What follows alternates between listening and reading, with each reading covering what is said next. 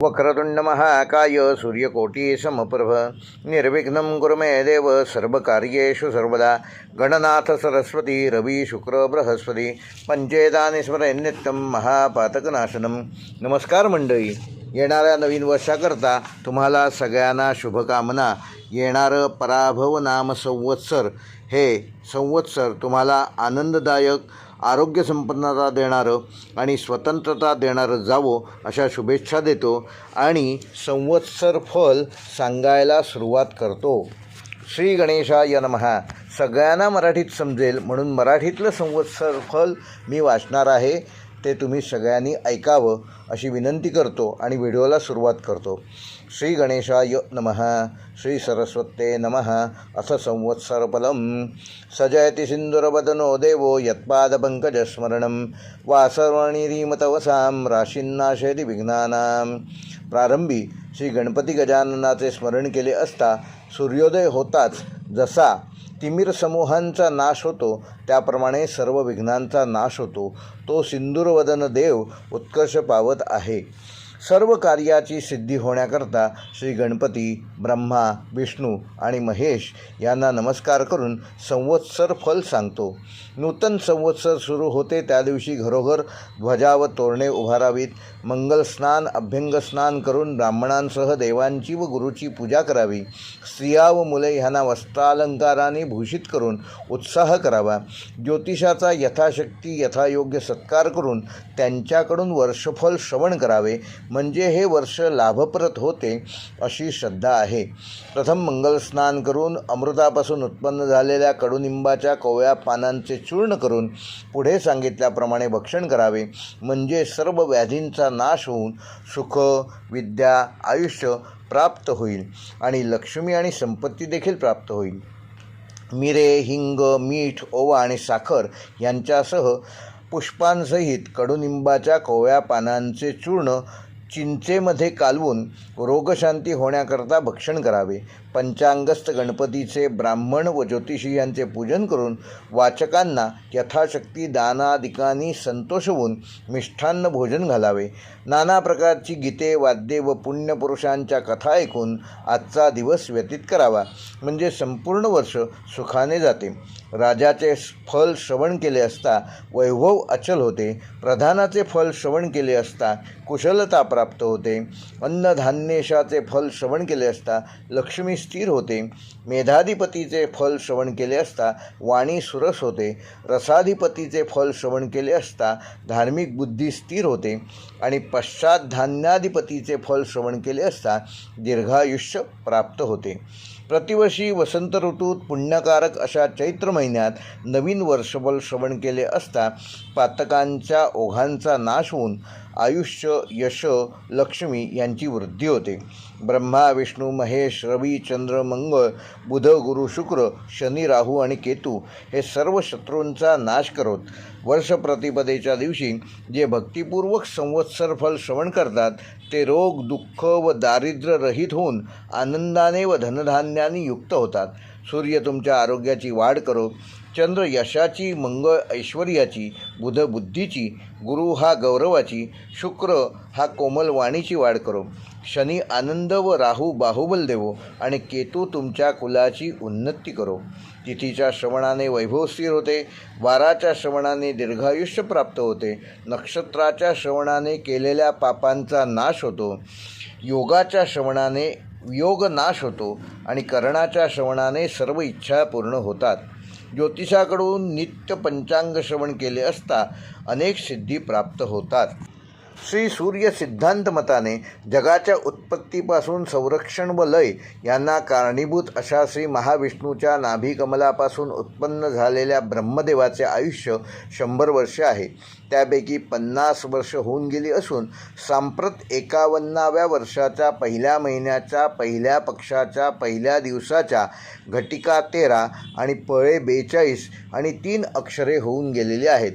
4 युगे 1000 वेळा होऊन गेली म्हणजे ब्रह्मदेवाचा 1 दिवस होतो आणि तेवढ्याच लांबीची त्याची 1 रात्र असते. ब्रह्मदेवाच्या एका दिवसात 14 मनु होतात.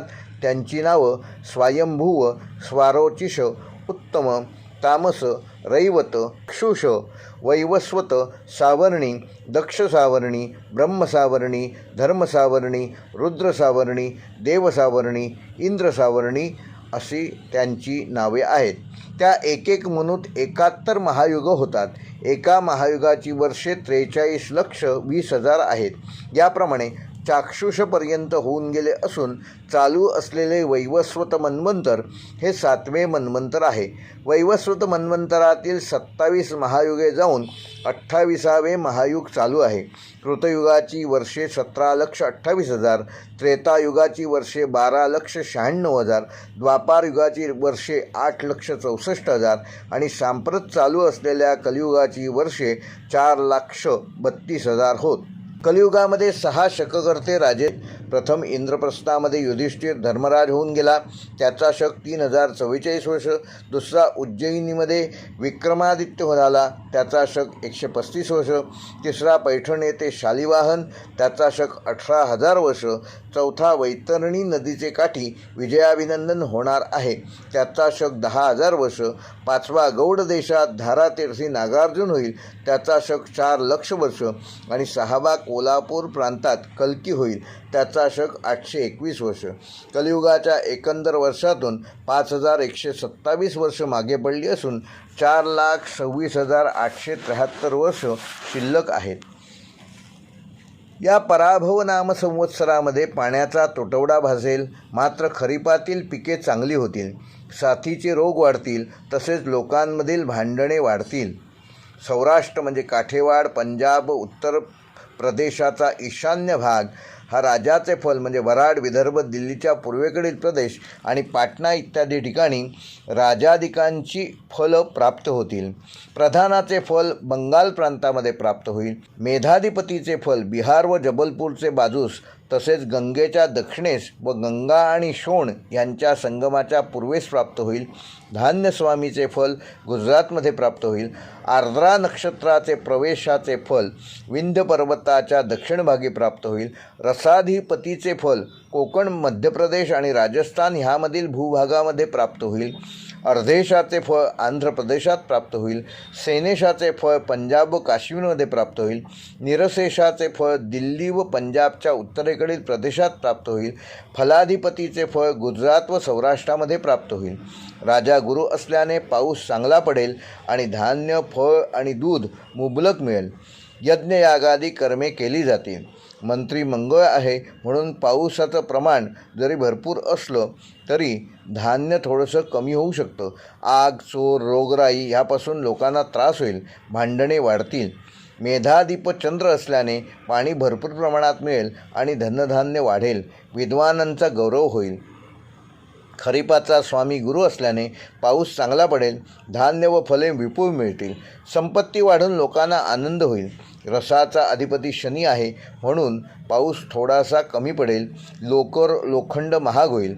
रब्बीचा स्वामी बुध असल्याने गहू, मूग, ऊस, भात व दूध दुभते मुबलक प्रमाणात मिळेल. विद्वानांचा गौरव होईल. निरसाचा अधिपती गुरु असल्याने सर्व रत्ने, सोने, कापूस, सुपारी, चंदन हे पदार्थ पुष्कळ प्रमाणात उपलब्ध होतील. आर्द्रा प्रवेशाचे निज ज्येष्ठ शुक्ल अष्टमी सोमवारी 22 जून 2026 रोजी दुपारी 12:26 वाजता सूर्य आर्द्रा नक्षत्रात प्रवेश करतो आहे. त्याचे फळ म्हणजे धान्य व कापड पुष्कळ होईल. धनधान्य वाढेल. यावर्षी काल नावाचा मेघ असल्याने पाऊस थोडासा प्रमाणातच पडेल. रोगराई वाढून लोकांना दुःख होऊ शकतं. यावर्षी तक्षक नावाचा नाग असल्याने मध्यम पाऊस पडेल. भांडण तंटे वाढतील. पशुपालक श्रीकृष्ण आहे म्हणून जनावरांना आनंद होईल. धनधान्य वाढेल. दूध दुभते भरपूर होईल. मेघनिवास मायाचे घरी असून रोहिणी नक्षत्र समुद्रावर पडलेले असल्यामुळे भरपूर वृष्टी होईल आणि धनधान्याचे प्रमाण वाढेल. यावर्षी 3 आढक म्हणजे पर्जन्यमान मध्यम असून त्यापैकी 6 भाग नद्यांमध्ये व पर्वत ह्यांच्यावर आणि 4 भाग भूमीवर पडेल. याप्रमाणे इंद्र वर्षाव करेल. तिथीच्या श्रवणाने लक्ष्मी स्थिर होते, वाराच्या श्रवणाने आयुष्याची वृद्धी होते, नक्षत्राने पातकांचा नाश होतो, योगाच्या श्रवणाने रोगांचे निवारण होते, करणाच्या श्रवणाने चिंतित मनोरथ पूर्ण होतात आणि सर्व पंचांगाच्या पाचही अंगाच्या श्रवणाने नित्य गंगा स्नानाचे फळ मिळते. हे शुभकारक वर्षभर संवत्सराच्या आरंभी भक्तीने श्रवण करतील त्यांना वर्षभर सुखाची प्राप्त होईल. इति संवत्सरफलम संपूर्णम. श्री गजाननार्पणमस्तु.